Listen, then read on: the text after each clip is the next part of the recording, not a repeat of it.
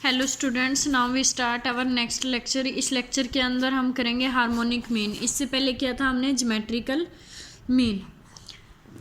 तो क्या है दी हार्मोनिक मीन ऑफ। अब जो हार्मोनिक मीन है इंडिविजुअल सीरीज का, उसके लिए क्या करेंगे हम, हमारे पास जो फॉर्मूला होगा वो क्या होगा कि अगर आपके पास n वैल्यूज हैं किसी वेरिएबल की x1 x2 xn, तो जो हार्मोनिक मीन है इज डिफाइंड, वो हार्मोनिक मीन जो है वो किस तरह से डिफाइंड होगा कि n डिवाइडेड बाय में उन n वेरिएबल्स के रेसिप्रोकल्स का सम। तो n डिवाइड बाय में क्या आ जाएगा, 1/x1 plus 1/x2 plus up two plus 1/xn, यानी कि जो फॉर्मूला है वो किसके इक्वल आ जाएगा, n डिवाइडेड बाय में summation i varies from 1 to n 1/xi। अब ये फॉर्मूला तो किसके लिए था, जब क्या आपके पास इंडिविजुअल सीरीज है। अगर इंडिविजुअल सीरीज के अलावा आपके पास सेकेंडली क्या है कि जो वेरिएबल्स हैं उनकी क्या है, फ्रीक्वेंसी भी गिवन है कि x1 x2 xn, तो क्या है आपके पास वेरिएबल है, और f1 f2 fn क्या गिवन है, उनकी फ्रीक्वेंसी गिवन है। तो हार्मोनिक जो मीन है वो किसके इक्वल होगा, फ्रीक्वेंसी का सम डिवाइडेड बाय में क्या आ जाएगा, f1 divided by x1 plus f2 divided by x2 plus fn divide by xn, यानी कि जो आपका फॉर्मूला है वो अब क्या आ जाएगा, summation i varies from 1 to n fi divided by में summation i varies from 1 to n fi divided by xi। इसी तरह से वेटेड हार्मोनिक मीन का जो फॉर्मूला है वो क्या होगा, summation i varies from 1 to n wi divided by में क्या आ जाएगा, summation i varies from 1 to n wi divided by x। यहाँ पे जो w1 w2 wn है वो क्या है, weights of the corresponding value xi xn। तो इसके लिए आपको ये फॉर्मूले याद रखने पड़ेंगे कि अगर इंडिविजुअल सीरीज है तो फॉर्मूला क्या होगा, n डिवाइडेड बाय में summation i varies from 1 to n 1/xi। और अगर फ्रीक्वेंसी डिस्ट्रीब्यूशन है तो फॉर्मूला क्या होगा, फ्रीक्वेंसी का सम डिवाइडेड बाय में summation i varies from 1 to n fi divided by में xi। अब इसी से रिलेटेड एग्जाम्पल देखो, जैसे फर्स्ट एग्जाम्पल है calculate the harmonic mean for the following individual series. ये इंडिविजुअल सीरीज है 2 4 7 12 19। फॉर्मूला आपके पास क्या होता था, n डिवाइडेड बाय में समेशन 1/x। n के कितने हैं आपके पास, ये टोटल 5 डिवाइडेड बाय में समेशन ऑफ 1/x, तो 1/2 0.50 1/4 0.25। इसी तरह से 1/7 1/12 1/19, इन सब का सम क्या आ जाएगा 1.0288। डिवाइड करेंगे तो क्या वैल्यू आ जाएगी 4.86, यही आपका आंसर होगा। नेक्स्ट जो है उसके अंदर क्या है, the following table gives marks out of 20 obtain by a group of students in a test, calculate the harmonic mean of the series. जो मार्क्स ऑब्टेन किए हैं वो क्या है, 20 21 22 23 24 25। नंबर ऑफ स्टूडेंट 4 2, यानी कि 20 मार्क्स कितने स्टूडेंट्स के आए हैं, 4 के। तो ये x की वैल्यू हो जाएगी और ये क्या होगी, फ्रीक्वेंसी। 20 की फ्रीक्वेंसी 4 है, 21 की 2 है। इसी तरह से 22 की फ्रीक्वेंसी है वो क्या है 7, 23 की फ्रीक्वेंसी 1। ठीक है, तो जो x की वैल्यू है वो होगी 20 21 22 23 24 25। f की वैल्यू ये हो गया आपके पास 1/x निकाल लिया हमने। अब क्या करना है, f डिवाइडेड बाय में x, तो f डिवाइडेड बाय में x ये वैल्यू जाएंगी सबकी। ये वाला स्टेप आपको करने की भी जरूरत नहीं है, डायरेक्ट ये फ्रीक्वेंसी है तो 4 डिवाइडेड बाय में क्या कर देंगे हम 20, 4 डिवाइडेड बाय में 20 करेंगे तो 1/5 आ जाएगा। 1/5 की वैल्यू होती है आपके पास 0.2। ठीक है, इसी तरह से नेक्स्ट क्या है 2 बाय में क्या कर देंगे 21, वो वैल्यू आ जाएगी दिस। नेक्स्ट 7 बाय में 22। तो जो फॉर्मूला है हार्मोनिक मीन का वो क्या होता है, n डिवाइडेड बाय में summation i varies from 1 to n fi divided by xi। जो n होता है वो क्या होता है, समेशन ऑफ fi। तो समेशन ऑफ fi कितना आया हुआ है 18, और f डिवाइडेड बाय में x का सम कितना आया हुआ है 0.82188। तो किसके इक्वल हो गया 21.9 के। अब जो नेक्स्ट एग्जाम्पल है वो देखो क्या है, calculate the harmonic mean for the. जो फर्स्ट एग्जाम्पल था वो इंडिविजुअल सीरीज का था, सेकंड फ्रीक्वेंसी डिस्ट्रीब्यूशन का, और जो थर्ड है अगर आपके पास कंटिन्यूस कंटिन्यूस डिस्ट्रीब्यूशन है। तो calculate the harmonic mean for the following data. Marks क्या है 0 से 10 तक, 10 to 20, 20 to 30 इसी तरह से गिवन है। तो ये कंटिन्यूस डिस्ट्रीब्यूशन होगी, ये फ्रीक्वेंसी होगी कि 0 से 10 तक कितने नंबर ऑफ स्टूडेंट के मार्क्स हैं 4 के, 10 to 20 7 के।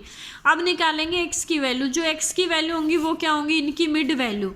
ठीक है, एक्स की वैल्यू होगी फ्रीक्वेंसी की, अब क्या करेंगे हम एफ बाई एक्स। तो हार्मोनिक मीन जो है वो किसके इक्वल आ जाएगा, एन डिवाइडेड बाय में summation F by x.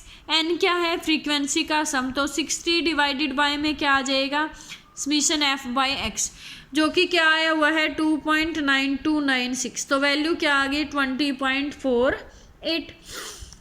Next क्या है, the harmonic mean of 100 observation is found to be 17। जो हार्मोनिक मीन है 100 ऑब्जर्वेशन का वो हमें कितना मिला है 17। Later on it was discovered that one item 20 was misread as 20। तो कुछ देर के बाद हमें पता चलता है कि जो एक आइटम क्या है 20 है वो हमने मिसरीड कर लिया था 28। Find the correct value of the harmonic mean. यही एग्जाम्पल अर्थमेटिक मीन में था, इसी टाइप का ज्योमेट्रिकल मीन में और इसी टाइप का हार्मोनिक मीन में। तो जो टोटल नंबर ऑफ आइटम्स हैं वो कितने हैं आपके पास 100। इनकोरेक्ट हार्मोनिक मीन कितना है 17। करेक्ट आइटम कितने हैं आपके पास, करेक्ट आइटम जो था वो 20 था, हमने मिसरीड कितना कर लिया था 28। तो अब जो हार्मोनिक मीन का फॉर्मूला है वो किसके इक्वल होगा, एन बाय में summation 1 by X. Harmonic mean कितना है 17। ये हार्मोनिक मीन 17 तब है जब आपका जो ये समीशन 1 बाय एक्स है वो इनकोरेक्ट है, जब हमने क्या है कि जो 20 को 28 रीड किया हुआ है। तो जो इनकोरेक्ट समीशन 1 बाय एक्स है वो किसके इक्वल आ जाएगा, ये इस साइड आके मल्टीप्लाई में और ये 17 उस साइड जाके डिवाइड में।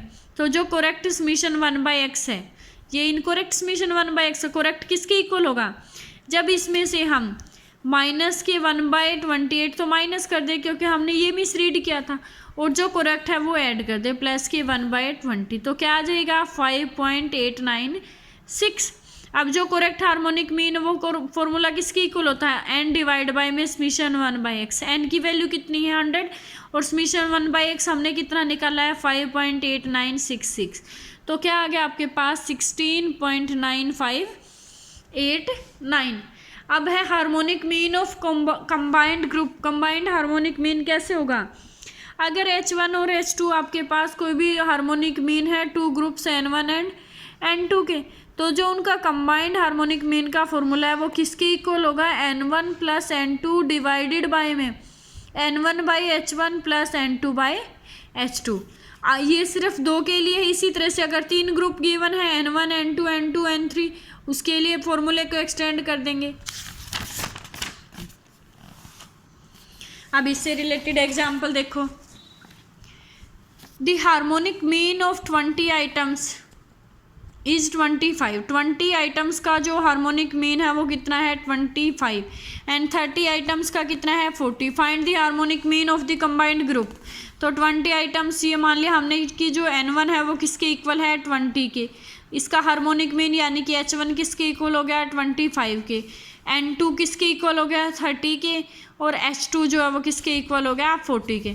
कंबाइंड हार्मोनिक मीन का फॉर्मूला था आपके पास N1 प्लस के N2 डिवाइड बाय में N1 by H1 plus N2 by H2। तो किसके इक्वल हो गया आपके पास, जो N1 है वो कितना है 20 प्लस के 30 divide by 20 divide by 25 plus के 30 डिवाइड बाई 40। तो किसके इक्वल आ गया आपके पास 50 डिवाइड बाई 1.55। तो क्या आ गया आपके पास, जो आंसर है वो किसके इक्वल हो गया 32.258। नेक्स्ट है averaging of speeds. Harmonic mean generally used. Harmonic mean का जो जनरली यूज किया जाता है वो है average speed, average of speed. For averaging of speeds simple harmonic is used if equal distances are covered at different speed. Speed चाहे different हो लेकिन जो डिस्टेंस है वो क्या किया जाए, इक्वल कवर किया जाए, तो तब आप हार्मोनिक मीन का यूज करोगे। For equal time periods different speeds are maintain. और टाइम पीरियड भी क्या है अगर आपके पास इक्वल है। Weighted harmonic mean is used. Weighted harmonic mean कब यूज होगा? जब unequal distances are covered at different speed से। कि क्या है आपके पास, सिंपल हार्मोनिक था जब इक्वल टाइम और इक्वल डिस्टेंस हो, लेकिन जब वेटेड हार्मोनिक मीन का यूज कब होगा? जब आपके पास अनइक्वल डिस्टेंस और अनइक्वल टाइम पीरियड होगा। अब इनसे रिलेटेड एग्जांपल देखो। A man travelled by car for 3 days। He covered 48 kilometre each day. On the first day he drove for 10 hours at 48 kilometer an hour. On the second day he drove for 12 hours at 40 kilometer per hour. And last day he drove for 15 hours at 32 kilometer. What was his averaging speed? तो हमें क्या निकालनी है? averaging speed. Here the distance traveled by each day is constant। तो जो क्या है, हर दिन जो डिस्टेंस कवर किया जाता था वो क्या था आपके पास? 480 हर दिन के लिए यही था, यानी कि वो कैसा था? कांस्टेंट था, वो चेंज नहीं होता था, इक्वल था। तो जो एवरेज स्पीड है तो किससे कैलकुलेट करेंगे हम average speed? Simple harmonic mean से।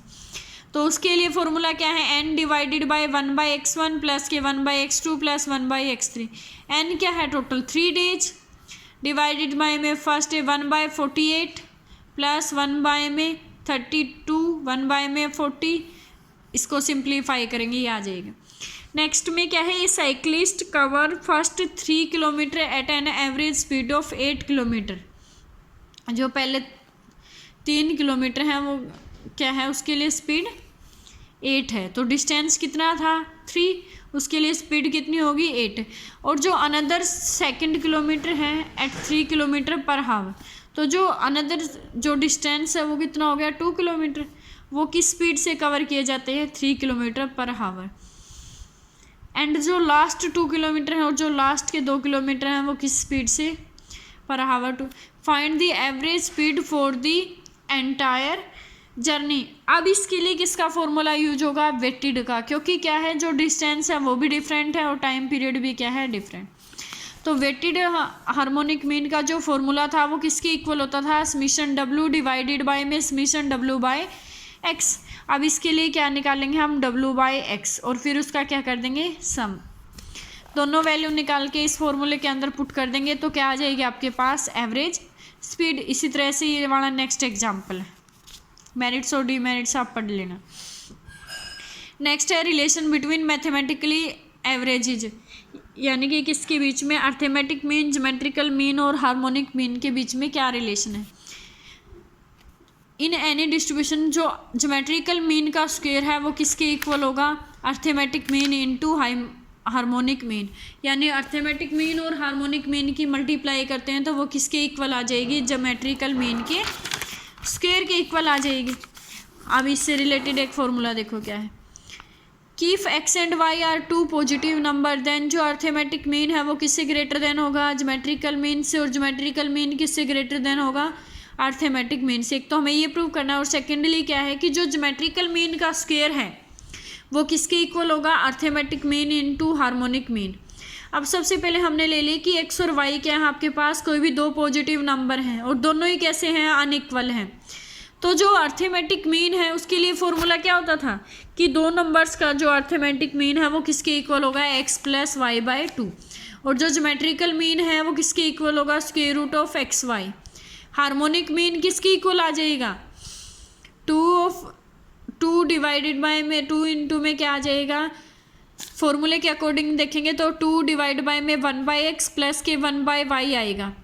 फिर x y एलसीएम लेंगे वो ऊपर चला जाएगा, यहाँ क्या आ जाएगा? x + y। सिंप्लीफाई तो now arithmetic mean will be greater than geometrical mean. तो जो अर्थमेटिकली मीन है वो किससे ग्रेटर देन है?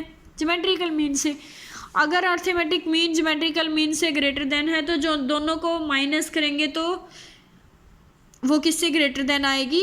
ज्योमेट्रिकल मीन से। तो x + y divided by 2 minus के ज्योमेट्रिकल मीन क्या है आपके पास? √xy greater than 0। 2 एलसीएम ले लेंगे तो x + y माइनस के 2 √xy। 2 साइड जाके 0 हो जाएगा, ग्रेटर देन किससे? 0 से। अब ये किसका फॉर्मूला हो गया? √x माइनस √y के स्क्वायर का। और हमें पता है कि किसी भी नंबर का जो स्क्वायर हो वो ऑलवेज पॉजिटिव होता है। तो यहाँ से हम क्या बोल सकते हैं कि जो अर्थमेटिक मीन है वो किससे ग्रेटर देन है, ज्योमेट्रिकल मीन।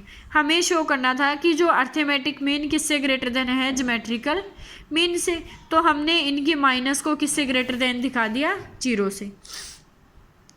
अब हमें क्या दिखाना है कि जो ज्योमेट्रिकल मीन है वो भी किससे ग्रेटर देन है, हार्मोनिक मीन से। तो जो ज्योमेट्रिकल मीन है वो किसके इक्वल था, square root of X Y के। ग्रेटर देन किससे दिखाना हमें, हार्मोनिक मीन। हार्मोनिक मीन क्या है, 2 of X Y divided by X plus Y. ये इस साइड आके क्या हो जाएगा, मल्टीप्लाई में, तो क्या आ जाएगा आपके पास, एक्स प्लस वाई जो है वो ग्रेटर देन आ जाएगा 2 into square root of X Y से। ये उस साइड जाके मल्टीप्लाई में, और जो ये रूट एक्स वाई इस साइड आके डिवाइड में। ऊपर एक्स वाई है, नीचे रूट एक्स वाई, तो ऊपर क्या बचेगा आपके पास, रूट एक्स वाई। तो अब आपके पास क्या आ गया, एक्स प्लस वाई माइनस के 2 square root of X Y greater than 0। यानी कि root X minus root Y किससे ग्रेटर देन दिखा दिया हमने, 0 से। तो ये क्या हो गया आपके पास, ट्रू हो गया। हेंस जो ज्योमेट्रिकल मीन है वो किससे ग्रेटर देन हो गया, हार्मोनिक मीन से। तो इक्वेशन फर्स्ट और सेकंड से हम क्या बोल सकते हैं कि जो अर्थमेटिक मीन है वो किससे ग्रेटर देन है, ज्योमेट्रिकल मीन से। और जो ज्योमेट्रिकल मीन है वो किससे ग्रेटर देन है, हार्मोनिक मीन से। तो इसके लिए एक ईजी सा स्टेप है कि अर्थमेटिक मीन अगर ग्रेटर देन दिखाना है ज्योमेट्रिकल मीन से, तो अर्थमेटिक मीन और ज्योमेट्रिकल मीन की माइनस को ग्रेटर देन 0 दिखा दो। और अगर ज्योमेट्रिकल मीन को ग्रेटर देन दिखाना है हार्मोनिक मीन, तो geometrical mean minus harmonic mean को किससे ग्रेटर देन दिखा दो, 0 से। अब हमें नेक्स्ट जो पार्ट है उसके अंदर प्रूव करना है कि जो अर्थमेटिक मीन इनटू में क्या है, हार्मोनिक मीन है, वो किसके इक्वल दिखाना है, ज्योमेट्रिकल मीन के स्क्वायर के। तो सबसे पहले अर्थमेटिक मीन जो है वो किसके इक्वल है, X plus Y divided by 2। और जो ज्योमेट्रिक हार्मोनिक मीन है वो किसके इक्वल है, 2 XY divide by X plus Y. तो यहाँ एक्स प्लस वाई से एक्स प्लस वाई कैंसिल हो जाएगा, 2 से 2 किसकी इक्वल होगी आपके पास, इन दोनों की मल्टीप्लाई एक्स वाई की। और ये किसके इक्वल है, ज्योमेट्रिकल हार्मोनिक मीन का स्क्वायर। तो ये दोनों पार्ट प्रूफ हो गए, ठीक है। इसी के साथ आपका ज्योमेट्रिकल मीन वाला टॉपिक भी खत्म होता है। अब नेक्स्ट है मीडियन, नेक्स्ट लेक्चर में करवाएंगे हम मीडियन। तो सेंट्रल टेंडेंसी के 2 ही पार्ट रह जाएंगे, मीडियन और मोड। सेंट्रल टेंडेंसी के 3 होते हैं, मीन, मीडियन और मोड। लेकिन जो मीन के अंदर हैं वो 3 पार्ट आते हैं, ज्योमेट्रिकल मीन, हार्मोनिक मीन और अर्थमेटिक मीन, ठीक है।